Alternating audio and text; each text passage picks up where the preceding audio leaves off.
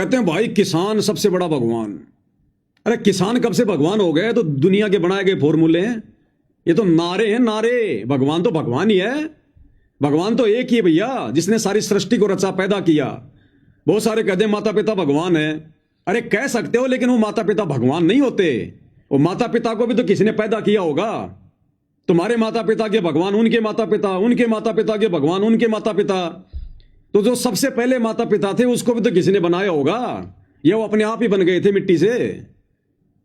और माता पिता भक्ति नहीं करेंगे, वो भी अगले जन्म में गधे कुत्ते सुअर बनेंगे। तो काहे के भगवान? तुम्हारे भगवान तो फिर 84 में जाएंगे। तो माता पिता को भगवान का दर्जा इसलिए दिया गया है कि माता पिता हमें जन्म देते हैं, हमें अच्छे संस्कार देते हैं, शिक्षा देते हैं। तो उनको भी मतलब भगवान की तरह आदर और सम्मान देना चाहिए। माता पिता के साथ में कभी लड़ाई झगड़ा नहीं करना चाहिए। उनकी बात की जो है कभी कोई वो अवहेलना नहीं करनी चाहिए। कभी अपने माता पिता की आत्मा नहीं दुखानी चाहिए। इस वजह से संतों ने माता पिता को भगवान की संज्ञा दी है। फिर दूसरा भगवान बताया गुरु को। गुरु हमें शिक्षा देता है, जीवन में हमारे को जीना सिखाता है, सांसारिक ज्ञान देता है, व्यवहारिक ज्ञान देता है, दुनियादारी का हमें शिक्षा लेकर जो है पता चलता है। इस आधार से गुरु को भगवान कह दिया। अब ऐसे तो दुनिया डॉक्टरों को भी भगवान ही कहती है कि डॉक्टर भगवान, डॉक्टर भगवान। तो कितने भगवान है भाई फिर दुनिया में? तो भगवान तो एक ही है, जिसने माँ बाप को भी बनाया, जिसने डॉक्टर को भी बनाया, जिसने उस किसान को भी बनाया, जिसने पूरी दुनिया को बनाया। और वह इतना आसान नहीं उस भगवान को समझना।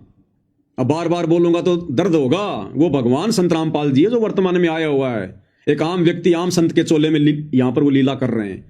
और ये समझा जाएगा उनके सत्संग सुन के। खाली मेरे बोलने से भी आपके हृदय में ये बात नहीं उतरेगी। मैं भी ऐसा ही था पहले। मैं कोई मूर्ख नहीं हूं, कोई अनपढ़ नहीं हूं, पढ़ा लिखा आदमी हूं, दुनियादारी खूब देखी है। मैं भी बाबाओं के चक्कर में नहीं आया करता था। लेकिन जब थोड़ा सा निष्पक्ष होकर सुनना शुरू किया कि सुन तो लोग क्या बोल रहे हैं, तब आंखें खुली कि कहां नरक में जी रहे हैं, कहां ये दुनियादारी में जी रहे हैं। अरे रहना तो दुनिया में पड़ेगा, काम धंधा भी करना पड़ेगा, परिवार में भी रहना पड़ेगा। लेकिन भक्ति तो पहला काम था। ये मनुष्य जन्म तो भक्ति के लिए मिला है।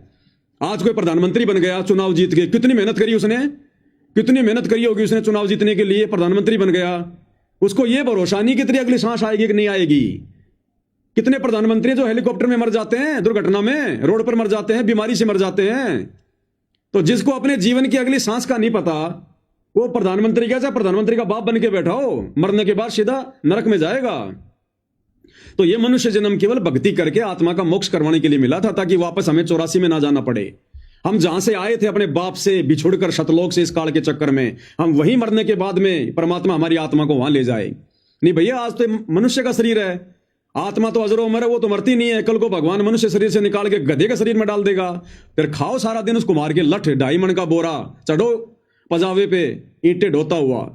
फिर कष्ट ही कष्ट है, फिर दुख ही दुख है।